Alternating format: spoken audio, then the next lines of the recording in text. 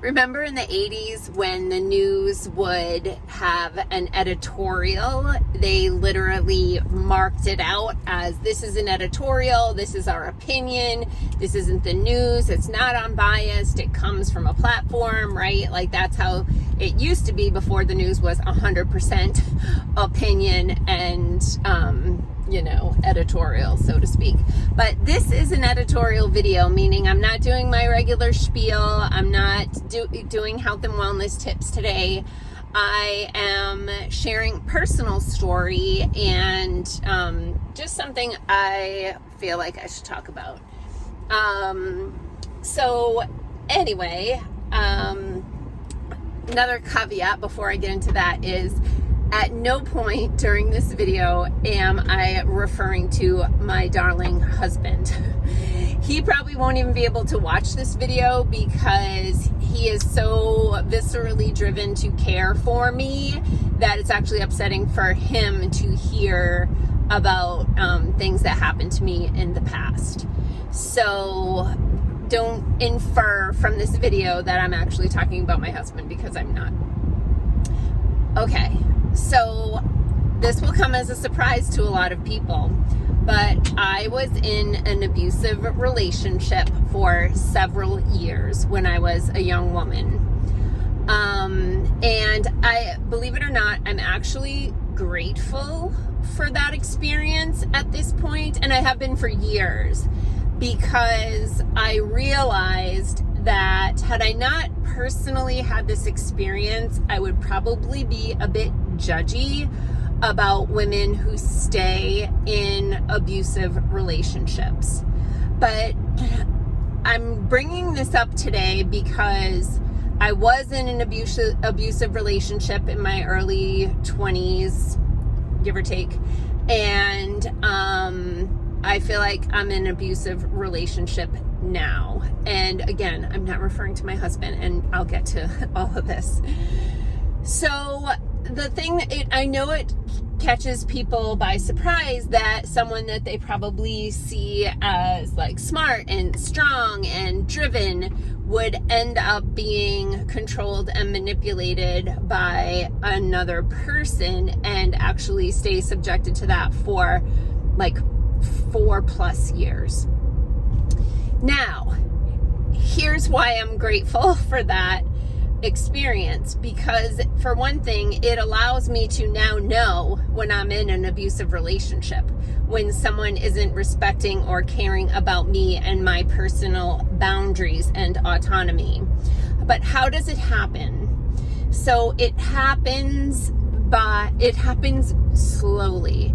So they sure as hell don't start out treating you badly, right? Because nobody would stay if it started out crappy right away. No. What they do is, in the beginning, they make you feel really good about yourself. They make you feel loved and cared for and special and pretty and smart and appreciated and all the things. And then it starts very subtly with just a little comment here or little snarky thing there. And oh, just kidding. Right? And then over time it escalates so that beyond the somewhat hurtful, undermining comments, then come how it started, be escalated with this person that I was in a relationship with was, he used to like to pinch me subtly, right? So other people couldn't see it, but he would just if I was getting out of line, right? Just real subtle, pinch me. And then, it got to the point where it was a lot worse than that. I never was had the crap beat out of me, but I was hit. And I can remember, he didn't care. I was chased around a car in a convenience store parking lot while his father was yelling for him to knock it off. They didn't knock it off till he got a good smack in. So I won't go into all the details, but I'm not rehashing that. I've put it behind me. Like I said, I learned and grew from it, and have a level of awareness and lack of judgment now for people who are in that situation, and I'm grateful for that. But I am going to make some inferences and bring in some metaphor. Some of it is truly based on some of the things I went through, and some of it is like, this is very similar. So the abusive relationship that I'm in now started with me feeling really good about, I always say, like, I'm a Libra, I'm about fairness and balance. Like, it is viscerally in my soul that everybody be cared for, like, without people getting special treatment. And so what happened with the current abuser is, we started by wanting to make sure that everybody got equal opportunity. And I felt good about that because I felt like everybody deserves equal opportunity. Not special opportunity, right? Not because you're this way or that way, you get something special. It's everybody, no matter if you're this way or that way, you get the same opportunity, and what you do with that opportunity is all on you. But it was important to me that everybody, no matter what, have the same opportunity. But now the situation has gotten so that there are special opportunities above and beyond equality or merit, right? That it's like, oh, if you're this way, you get to cut the line. And that's just as bad as if you're this way, you can't get in line, right? Like, I am not okay with that. I feel like everybody should be given the same chances, and what we do with that is up to us. So if you can't tell, I am referring to my relationship with the Democrat Party. And then, I have been doing a lot of reflection on my political beliefs for years now, but more so lately, especially considering the Kennedy situation. So I'm from Massachusetts. Massachusetts is very much a blue state, but I look back at my experiences, and I won't say never, because I did fall into this trap before, but in general, I did not vote party lines. I definitely voted for the person. When I lived in Massachusetts, I voted for Republican governors a couple of times. I voted for Democrat governors a couple of times. Presidential races, I've been the same in general. But I felt that I was aligned with the party of equal opportunity. And also the party that supported nature, right? And I don't want to say like the environment, because that has gone to a very weird place, but supporting, taking care of our planet, which we are dependent on for life. But it has gotten to the point that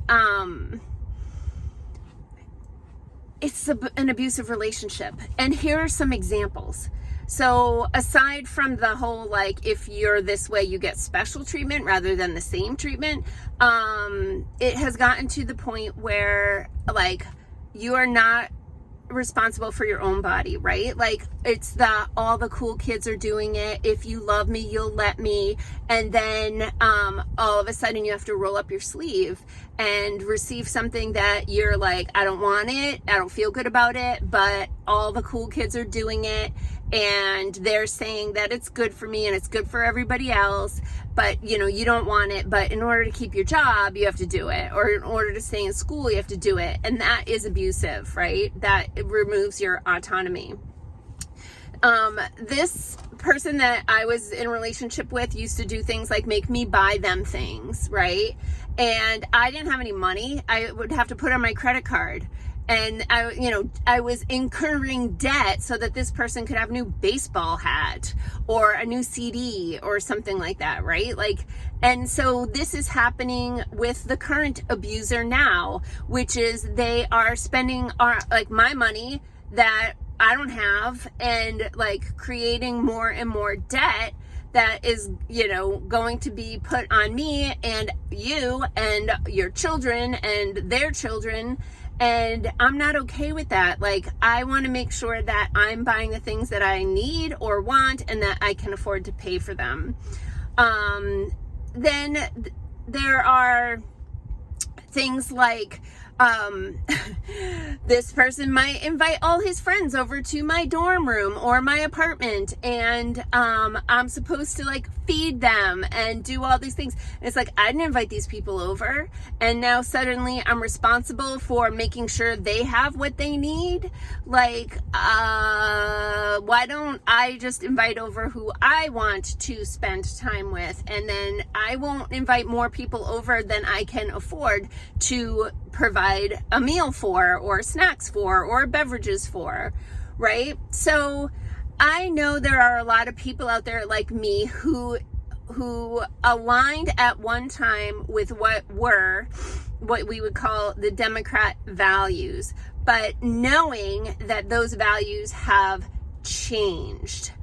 It's been a massive bait and switch. It has been a massive bait and switch. It's, I love you, I won't do it again, all those things. And then they continue to treat you poorly. And I listen to a lot of podcasts and interviews and that sort of thing. And I am hearing that there are so many people out there who are like me, who used to identify with the party of equal opportunity, who are now like, you bunch of lying sacks of what? You're lying, you're stealing, you're cheating, you're coercing, you're abusing, and I'm done with it. I'm breaking up with you. And so that doesn't mean that I'm in love with the other guy, right? My ex-boyfriend, right? That doesn't mean that. And so a lot of people are like livid because they hate my ex-boyfriend, right? That I used to date. And let me tell you, I'm referring to Donnie here in case you lost track. And like, he's never been my guy, but I will say, I listened to the book Slanted by Cheryl Atkinson. It's a weird spelling. It's called Slanted, and she is a legit reporter who lays out both sides of the story and lets you interpret that information. And she does a fantastic job laying out how things were portrayed for that person versus the exact same thing and or behavior by this person who wears a different color hat. So I am noting that my perception of this person may have been and likely was slanted because of the way that this person was portrayed by the media. That being said, if we are in a situation where we only have two choices of who to date for the next 4 years, and your current situation is heading to a really, really bad place, it's probably safer to go back to the ex-boyfriend, even if he wasn't the guy you wanted to marry.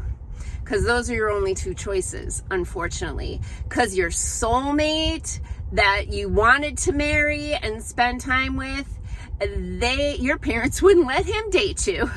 So he's hanging out with your ex-boyfriend now, and if you want to spend time with him, you have to hang out.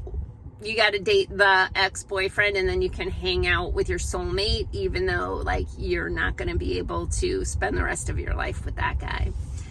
So yeah, I'm speaking in metaphor. This is of course a challenging thing because there are so many people who are dogmatic in their political views, which is never going to get us to a place of peace and harmony, that they're going to judge me for my political views and whatever.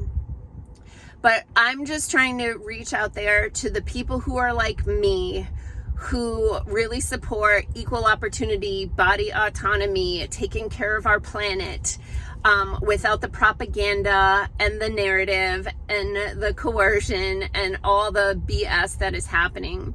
I'm asking you to take into consideration a vote against the tyranny that caused all of these people to put things in their body that have killed or are killing them, versus the ex-boyfriend that you don't love and you don't want to marry, but he's definitely a better choice than the person you are with now. So it's a vote against them and their trajectory, which is like horrifying. Like I could go on and on for that. Or like, okay, let's just go out with the ex-boyfriend and try to fix some things and hope that after dating that guy for 4 years, maybe that soulmate actually becomes an option. Peace out, peeps. Have a healthy day.